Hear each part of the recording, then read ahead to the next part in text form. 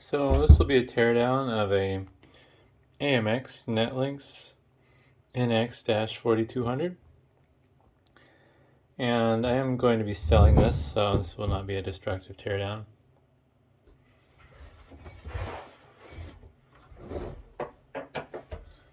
Kind of curious to see what's inside. Looking through the vent holes, it doesn't look like it's very populated by any means.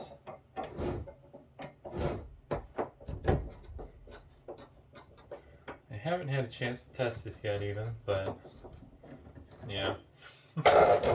Unfortunately, with some of this specialty stuff, it's just not something I can test anyways, because usually it requires software, and I don't have the management software for this. Alrighty, there we go. I need my number one. Where did you go?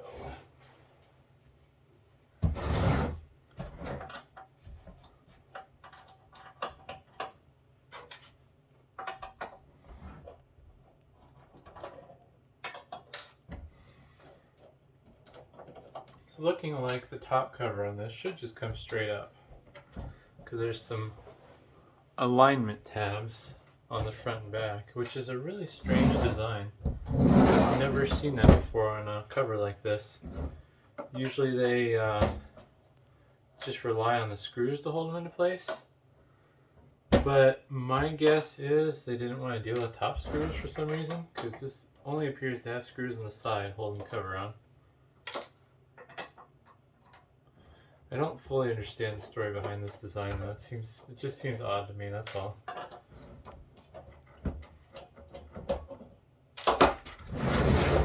So this goes straight up.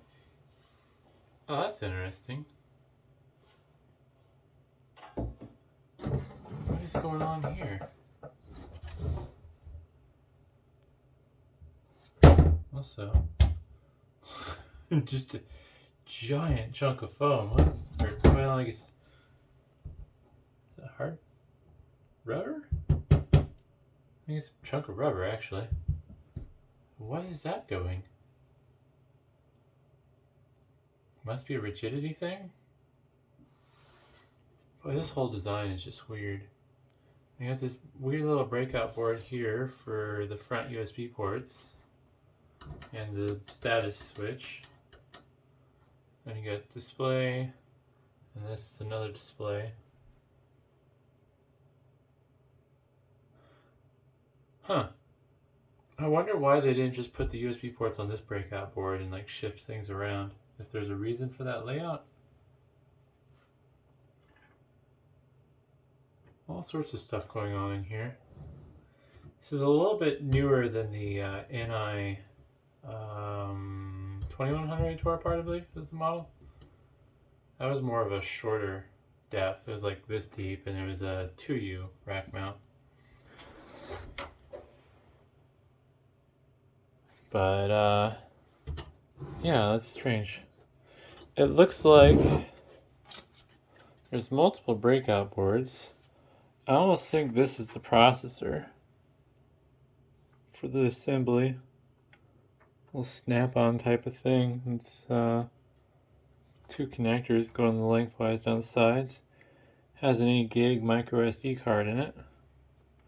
That looks like that would be the memory, and the processor's probably under that thermal pad, which isn't even tied to anything. This is passively cooled, so no fans to worry about.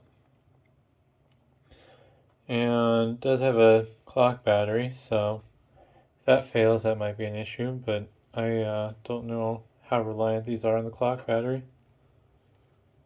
Ew. I don't like that. So they used some pieces of extruded aluminum to hold sides on, which are press fit into the bottom of the housing. So those would probably be a failure point. There's some dust in this. It's clearly not a very high power unit though, if they didn't have fans. Not that the other one I tore apart had fans in it. And for the fun of it, let's just plug it in while the cover's open.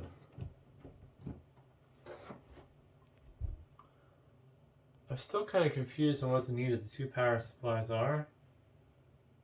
Oh, okay. I don't want to touch those heat sinks because those could be live, but this one on the left outputs 12 volts at 6.25 amps. And then this one on the right, for some reason, 56 volts at 1.33 amps. So I don't know if maybe AMX is like running their own standard for some sort of power networking. I don't really understand what they'd be doing with 56 volts though.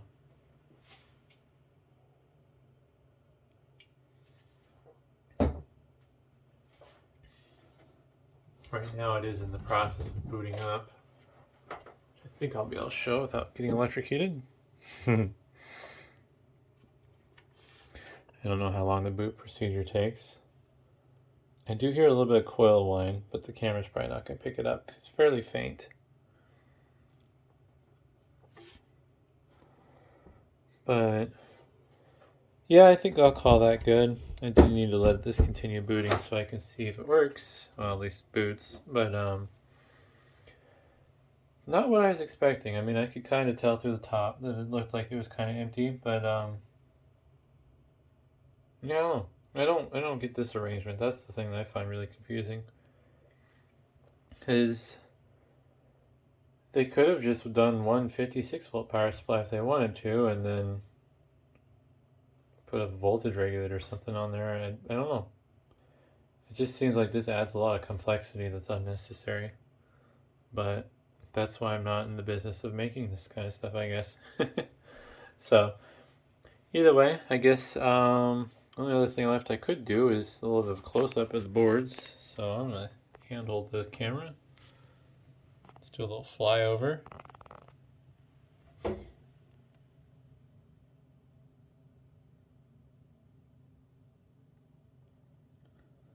like there might be a little reset switch inside of there, clearing the BIOS or something maybe. But hopefully that was interesting, and yeah, thanks for watching.